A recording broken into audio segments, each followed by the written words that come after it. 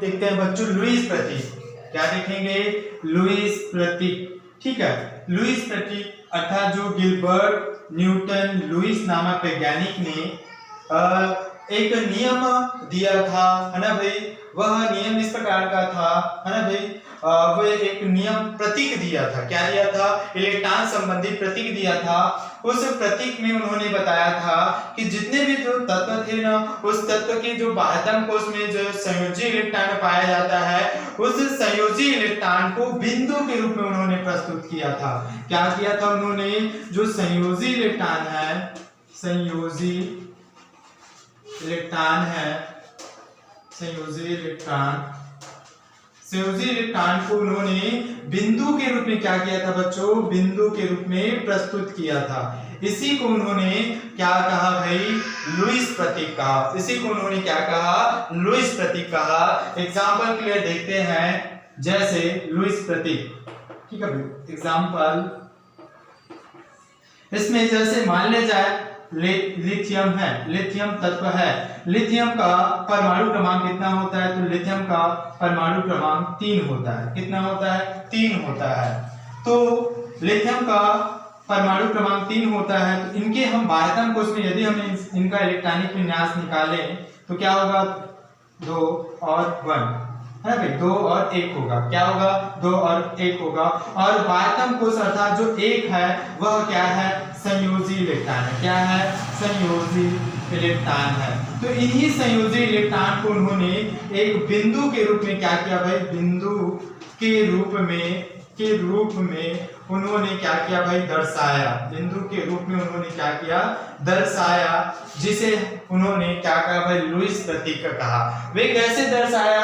उन्होंने इस प्रकार से दर्शाया कि मान ले जाए इसको हम जो लिथियम है, उस लिथियम को लुईस प्रतीक के अनुसार हम यदि व्यक्त करते हैं तो वो क्या होगा भाई? इस प्रकार से लिथियम है, लिथियम का बाह्यतम कोश में एक संयोजी इलेक्ट्रॉन है, तो उन्होंने उसको इस प्रकार से जो है डॉट के रूप में या फिर स्टार के रूप में उन्होंने क्या किया भाई? प्रस्तुत किया।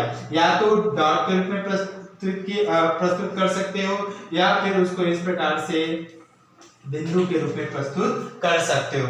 इसी को उन्होंने क्या कहा भाई? लुईस प्रतीक कहा। क्या कहा? लुईस प्रतीक कहा। ऐ समझ में। उसी प्रकार हम देखते हैं कि दूसरा तत्व देख लेते हैं, जैसे कि मान ले जाए बोरान।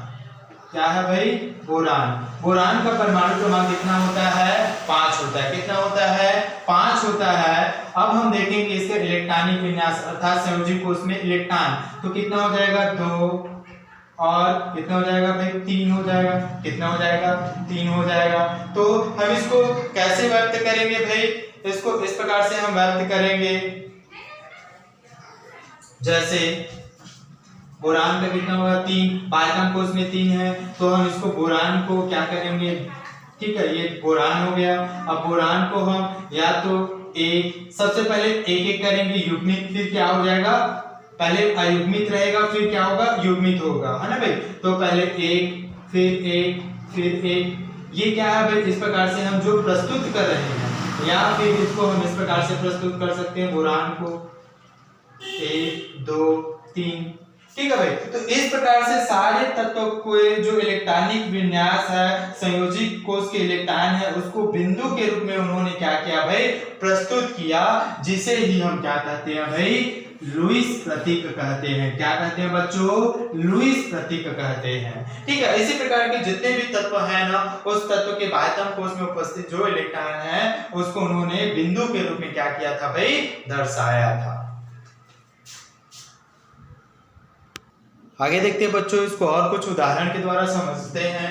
जैसे मैंने बताया यहाँ पे जो लिथियम है ना भाई, लिथियम का परमाणु क्रमांक कितना होता है? 3।